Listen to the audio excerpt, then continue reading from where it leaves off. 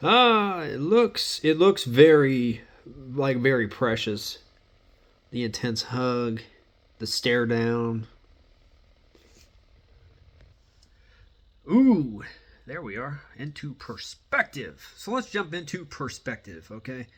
So Dwayne Johnson, you come back, you become a board member of TKO, and you sort of push Triple H to the side, to the curb, and sort of take over. And you have your buddy Brian, Mr. Creative, standing to the side, to the corner, and sort of took. Well, you didn't sort of take Cody out. You pushed him to the side, and have him now sort of derailing his whole situation and having him now into an undivided program with Seth Rollins, the WWE World Heavyweight Champion. All right, interesting. So I'm not really okay with this, to be honest, to be frank.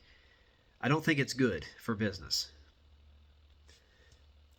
On one hand, my mind is telling me that this is a really exciting matchup between Roman Reigns and The Rock. And it is. It's very intriguing. It's a match that I wanted to see. It's a match I want to be invested in. But not in these type of circumstances. And what do I mean by that? Well, what I mean by that is simple. Cody Rhodes left a company that he founded, along with the Young Bucks, and along with good old faithful Kenny Omega. And they started this company up with the hope of bringing professional wrestling back to where it was, or where it needs to be. And they did an incredible job. Cody has some of the best, most outstanding moments in AEW history, still to this day. He makes the jump, makes a huge transition after being with AEW for many years, and he makes that transition, that huge jump, that huge leap into the air. Okay, a lot of fate into this one, and takes his gamble. He would go ahead and he would win the Royal Rumble the first time, and he would have an incredible contest with then and still Universal Champion, WWE Universal Champion Roman Reigns at WrestleMania. But then time would sort of go, like the draft would happen, Cody would go to Raw, Roman would stay on SmackDown, and then when people would be like, is the story going to become finished? Well, Cody wins the Royal Rumble this year in 2024, and then people are like, yes, it's going to happen. Rhodes is going to make history, and he's going to make his daddy proud. The American Dream, Dusty Rhodes. Yeah. Oh, and then it goes down south from there, because then The Rock comes out, has a staring contest with Roman. I mean, good Lord, come on. Staring contest with Roman Reigns, and yeah, he's like, he has this hug with Cody, whispers something nice into his ear, tells him, hey, buddy, thank you for giving me this spot. Makes no sense. This is like very, very confusing to me. The Rock is getting booed. And The Rock is getting booed simply because he's taken a man's spot that has busted his rear for that spot. And Cody has. He has worked hard for that position on the card. And he deserved to win it twice. Win the Rumble twice. He deserves to defeat and dethrone and make Roman look like an ordinary person for once. He deserves that at WrestleMania.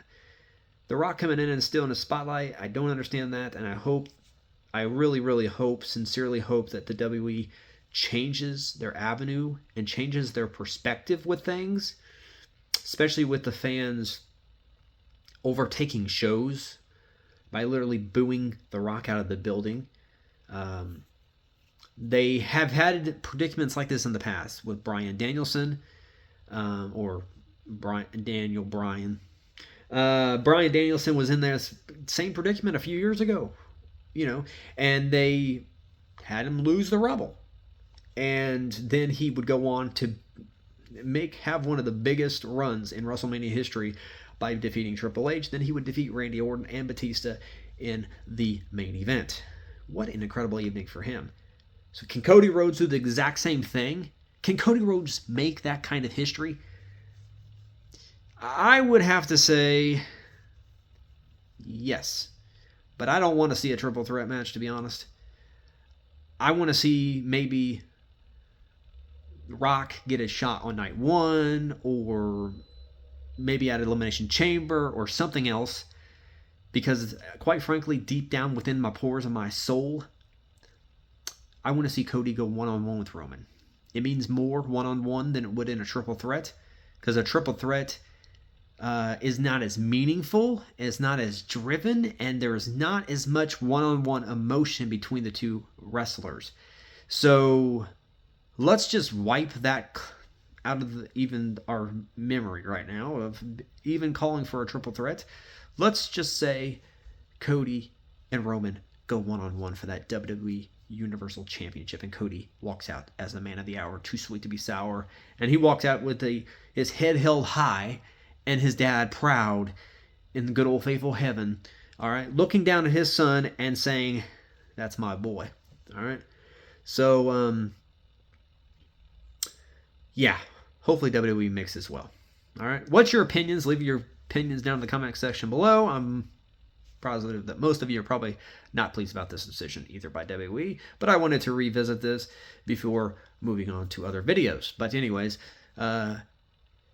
until next time, be hopeful, be faithful, and I will talk to you all on the next video, when the next cup of coffee is poured. I almost spilled it again.